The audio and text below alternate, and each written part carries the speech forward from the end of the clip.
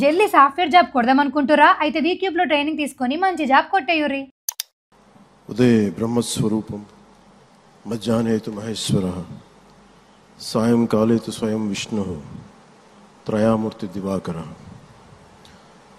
ముందుగా సూర్య భగవానునికి నమస్సుమాంజలి తెలియజేస్తూ, యోగ విద్యను అందించిన ఆదియోగి పరమశివునికి, ఆ మహాయోగ విద్యని మనకి పతంజలి మహర్షి యోగశాస్త్ర రూపంలో అందించారు.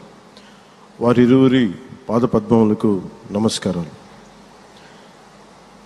మన యోగ విశిష్టతను, గొప్పదనాన్ని ఋగ్వేదంలో ఉన్న మహానుభావులు తెలియజేస్తే, దానిని ప్రపంచవ్యాపితం చేసిన దార్శనికులు మాత్రం గౌరవ ప్రధానమంత్రి శ్రీ నరేంద్ర మోదీ గారు.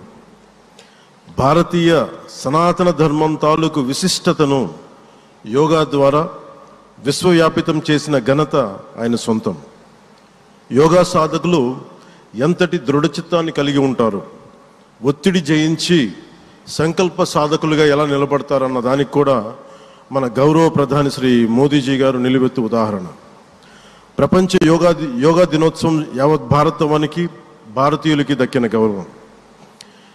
సరిగ్గా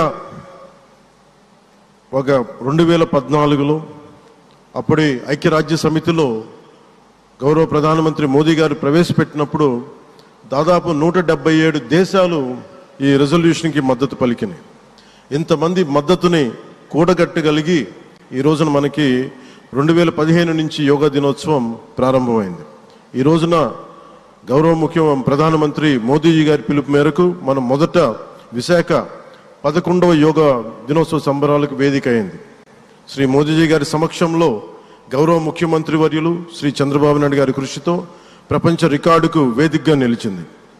విశ్వనరులు మోదీజీ గారి పిలుపు మేరకు యోగా ఒక వన్ ఎర్త్ వన్ హెల్త్, ఈ ఆరోగ్యం థీమ్ని ఈ వేదిక నుంచి ప్రతి ఒక్కరూ ముందుకు తీసుకెళ్లాలని మనస్ఫూర్తిగా కోరుకుంటూ, ఇక్కడ ఆసీనులైన మీ అందరికీ, ఇక్కడికి వచ్చేసిన ప్రతి ఒక్కరికి కూడా పేరు పేరున నా హృదయపూర్వక వందనాలు, నమస్కారాలు.